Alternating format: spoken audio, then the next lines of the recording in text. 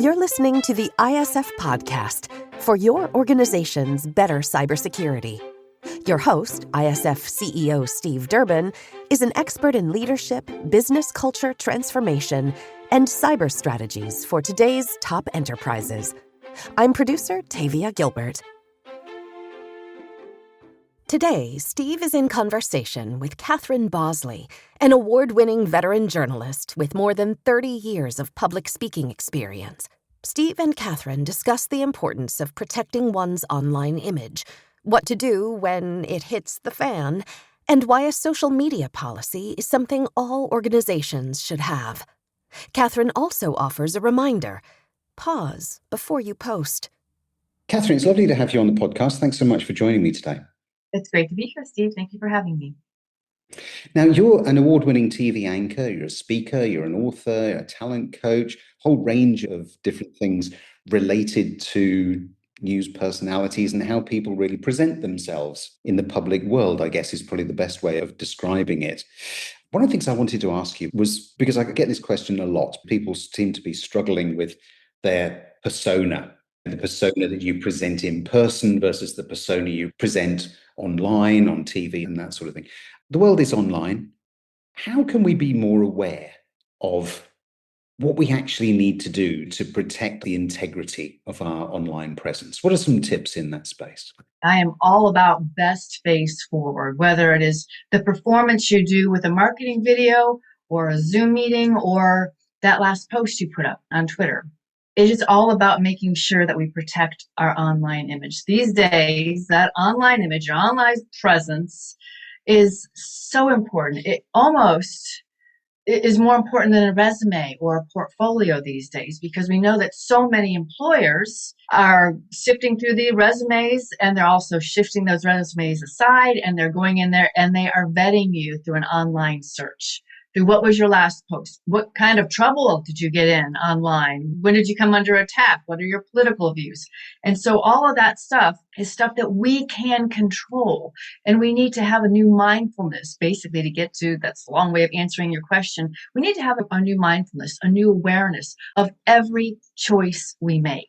Because today, every choice could determine the trajectory of our lives, even those smallest choices. With your posts, your pictures, your tweets, your emails, your text messaging, what are these things saying about you? And so many times when we put things out there, we're thinking, oh, we're just sending it to a friend. And they understand that there's sarcasm involved in it. They understand my sense of humor. And then before you know it, that friend has shared it with someone else because they really liked it or they really disliked it. And now they're sharing it with more people and more people. So we need to be so mindful about everything we put out there. My brand is called Forever and For All to See, and that's my book. And it's about the permanence. Permanence is very real. So we're navigating two worlds. We're navigating this real life world. We can hear each other, see each other, touch each other. And we're navigating this online world where all anyone knows about us is what they find about us on that computer screen. So we need to take control of that. Pause before you post is a big saying I hear all the time. I wish I would have come up with it because I so believe in it. Pause before you post. Think about what you're saying, how it could be misinterpreted. So it's a mindfulness team. I like the pause before you post. I think that's always good advice. It's the same as think before you open your mouth, really, isn't it? But I think that today, of course, everybody is always armed with a mobile phone. Everybody is active on TikTok. And I think a lot of people do forget that pause before you post. But what are some of the other most important steps that you can take to protect your online image?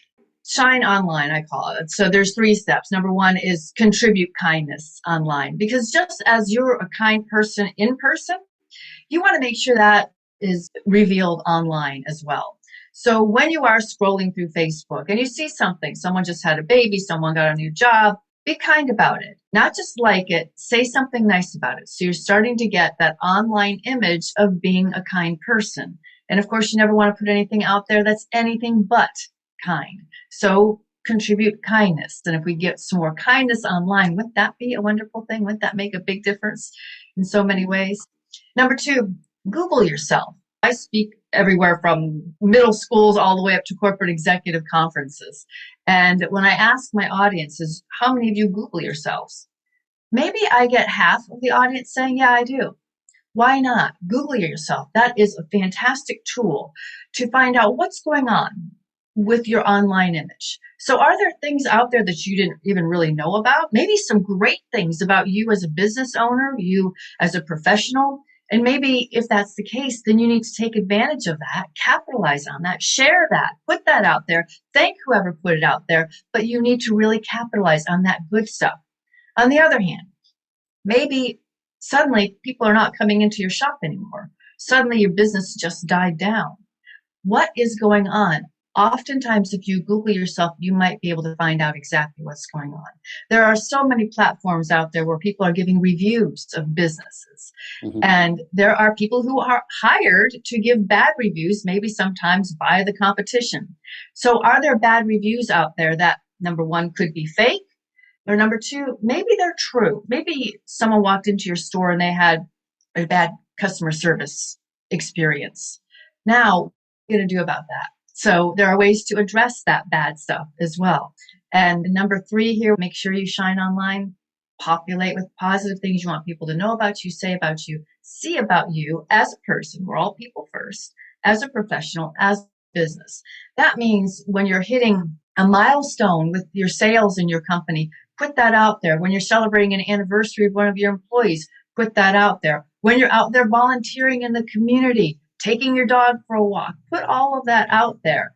Of course, on social media, maybe you have a website, maybe a blog, put that positive stuff out there. What you're doing, Steve, when you are populating with positive is two things. Number one, if there is any harmful or negative information out there in your online search, a lot of people have it, they Google, and there was that DUI arrest from when they were 17 years old that won't go away, and now they're in their 30s. The more you populate with positive, the more you're going to push that negative stuff lower into your Google search. And we all know that when we do a Google search, rarely do we go past page 1, right? Maybe we'll go to page 2. Right. So the more positive stuff you're putting out there, the more that positive stuff is going to show up on that front page. That's a big strategy that I use. And number 2, when you populate with positive, you're also putting up a bit of a firewall. So you've got so much great positive stuff that if something negative comes in, something harmful that comes in, it's going to have a harder time penetrating through that wall and could likely fizzle off.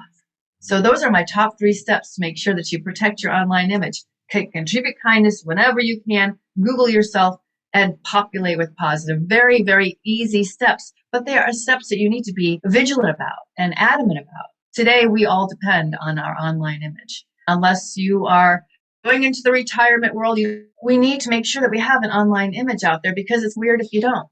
One of the things that strikes me there, you mentioned, is this whole issue around awareness, because, of course, once you put something out there, there's no taking it back. And one of the things that I think is most difficult for people to actually understand or get their heads around is that you can't take it back.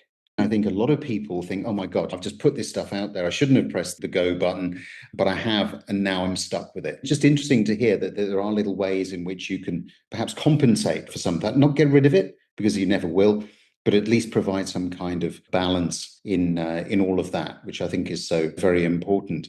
You talked as well, Catherine, about the fact that you do a lot of training, coaching at all elements, from business people right the way down to school children. What are the sorts of questions, I guess, that you get that probably surprise you? Because online persona has been around now for quite a long while. Social media continues to develop, but it's a lot more known, understood, accepted than it was even, say, 3 to 5 years ago. So I'm just curious as to the sort of questions people are asking you now. Well, a lot of parents ask me, how do I get this to my kids?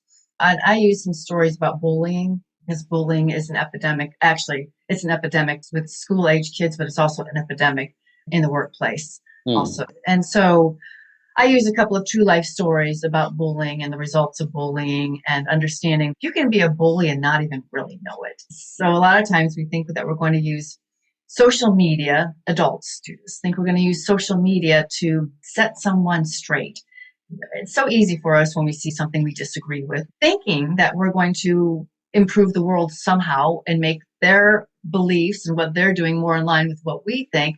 So we become bullies and don't even think about that. There was a story about a man who lived in a very elite neighborhood. And he didn't like, number one, that a fast food restaurant was moving into his neighborhood. But number two, he was very discouraged about the poor service at this restaurant. So he decided then he's going to at least make the service better. So he goes in, and to prove to the world how poor the service is, he takes his cell phone and he records the whole transaction on video. Right. How slow it was, how the person who was waiting on him was not very responsive. And then he lets her have it, tells her how unhappy he is about it. It's all recorded.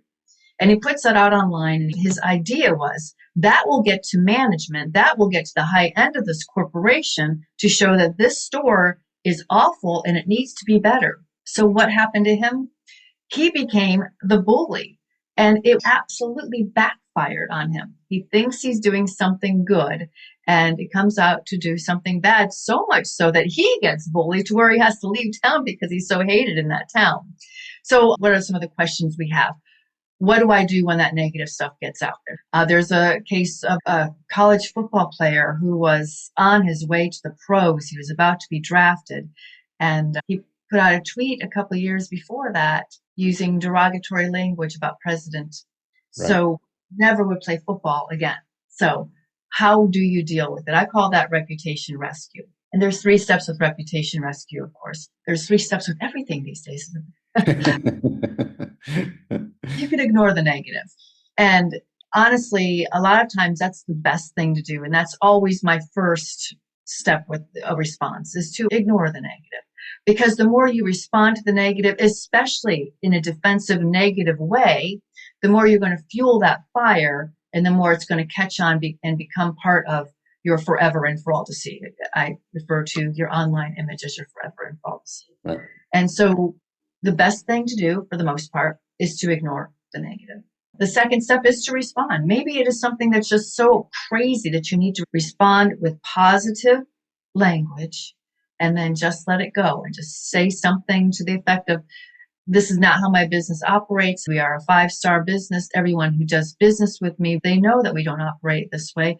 This, we believe, was a false post put in TripAdvisor or something like that. So you could respond that way. And oftentimes you can take it a step further when there is information about you that's not real.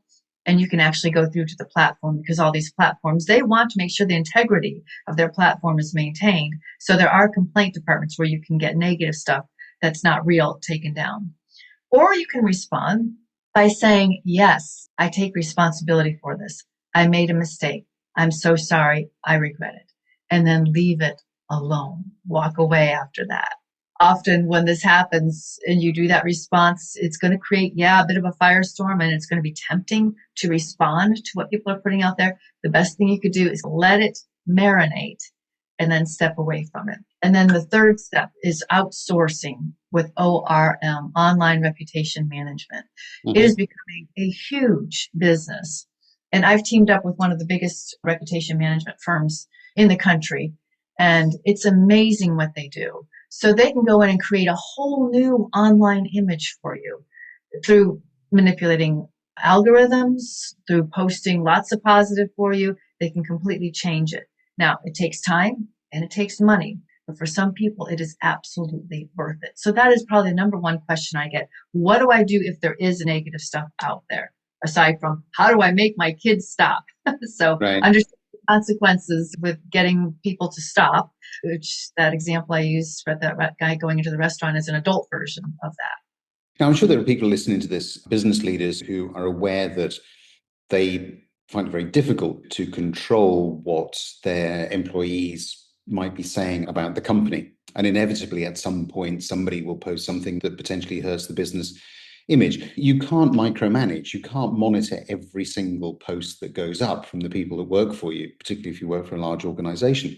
So what are some of the things that business leaders can do in terms of just letting their staff know about the do's and don'ts here? Because at the same time, you don't want to prevent people from expressing themselves. I think one major factor that we choose to ignore is that what we put out there today, it's no longer just about us. What we're putting out there is a reflection on others in our world. So on our employer, on our employees, on our family, on our neighborhood, what we put out there could have these people answering to your thoughts and your beliefs. Say a teenager working decides that he's going to do something crazy. He's going to show video of himself putting something crazy on a hamburger or spitting on a hamburger. We all hear these stories about what's happening in some of the fast food restaurants.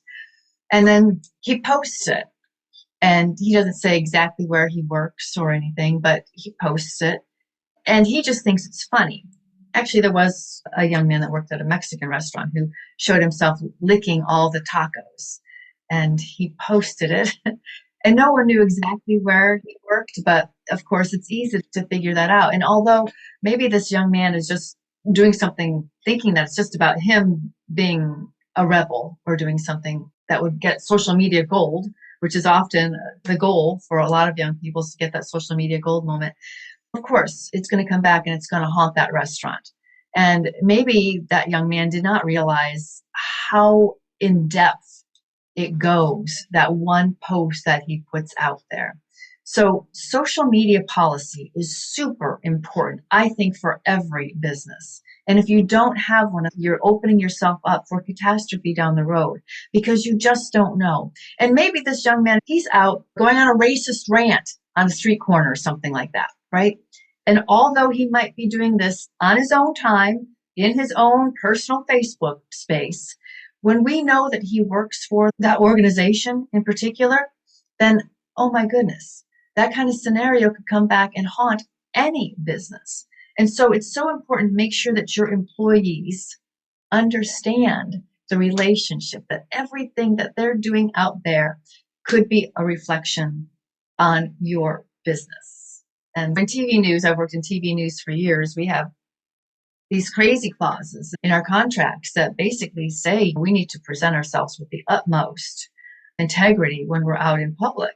You hear sometimes of people in TV news who go off the rails a bit in their real life world. And what happens? They work for that TV news station. So what they're doing off the rails in their own personal world comes back and haunts the station and then haunts them. So it's about having thought through those situations, putting them into your policies, making sure that your staff are trained so they understand exactly what the do's and don'ts are, and then just being mindful of the fact that when something like that does happen, you have to respond in a measured and pretty quick way normally. And I do believe with your staff, it is not just do as we say. I do go in with staff meetings and talk to employees about it. They are here for you. They hired you. They're on your side. It is making sure that there's a team spirit going on because employers too, they got to do the same thing. You can't have an employer go out there on a racist rant. And now I work for this employer. And now that's a reflection on me because I work for this person. And maybe people will say, you should get another job. You can't work for that person. So it goes both ways. It does certainly go both ways. Yeah, I remember a little while ago, a particular president of a company who was advocating that all of his staff return to the office and work back in the office as opposed to being at home, and then started posting pictures of himself on the beach with his grandchildren. And it's just that simple sort of thing. There was no implication that it was being done in work time. But the assumption, again, if you're talking about one thing, just think it through. Give it a week, give it a fortnight, whatever it is. But you're right, you just need to think about how you're managing it. One of the other things that I wanted to talk to you about, because I get this question quite a lot now, a lot of concern around things like deepfakes, because they're becoming better and better, particularly with AI. And the risk, particularly for business leaders, is that someone creates a fake video that could be posted that creates long-lasting negative consequences. Any thoughts, Catherine, on how business leaders can navigate that new reality? Because it's pretty scary. It's so frightening. And this has been going on for quite a while to some degree, but not like it is right now. I spoke a lot at high schools and junior high schools. And when I first started speaking there, they already had a situation where kids were putting naked bodies on the faces of their classmates and putting that out there. And it was a little bit easier to tell back then. It just comes down to trying to push doing the right thing, not doing fake stuff altogether. It's so hard to identify that stuff these days. And this is getting a little bit outside of my wheelhouse because this is getting into more technology. But it is very frightening. And it's to the point where you almost have to question everything that you see online. Some of it is just, it's blatant that it's AI. I saw yesterday a picture of a woman in the hospital who just had 15 babies. And they lined up 15 babies alongside her in the bed. And so there are things that are just blatantly fake. And so you have to use your own common sense too. But right now, I would say then when you come across things, before you jump, to take a moment and really scrutinize, could this be true? Do some research, especially in our political environment. Each side is so likely to believe the worst of the other side. I know my husband and I are on opposite sides in politics. So when we come at each other with something, we ask, where did you find that? Mm-hmm. So make sure that you make sure in the news business, attribution is key to credibility.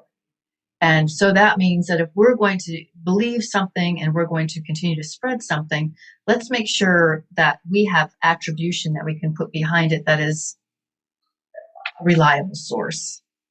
So that's all I can say with that. It's very frightening. AI to me is very frightening. There are, of course, plenty about it that's great. And people who know how to use it the right way can use it the right way. But when it comes down to the fake stuff, it's certainly very frightening. And I just don't know what we can do about it. We hardly have any regulations online as it is. So we just need to be more mindful, more aware. I mean, that's just what it comes down to with navigating our digital space. I think that's absolutely right. I think you mentioned attribution. I think that's so very important in all elements of social media and all elements of the things that we do online.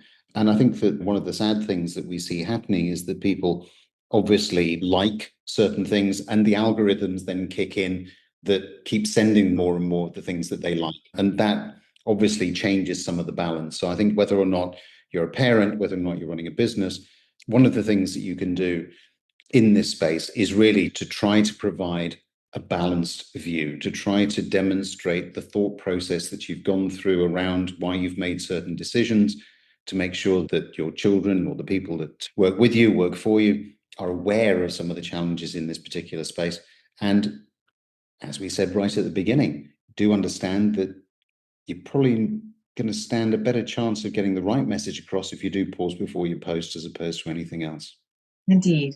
And one of the big tips I have, I talk about what I call the top 5 reputation wreckers, but the one I want to talk about real quickly here are those pictures and posts that we cannot control. Right. So understanding that wherever we go outside of our own 4 walls of our own home, there's probably a camera on you. Mm-hmm. And we all have those what was I thinking moments, right? We've had a bad day. The barista's not getting our latte right. Yeah. Suddenly we become this rude person and we don't even realize that's going on.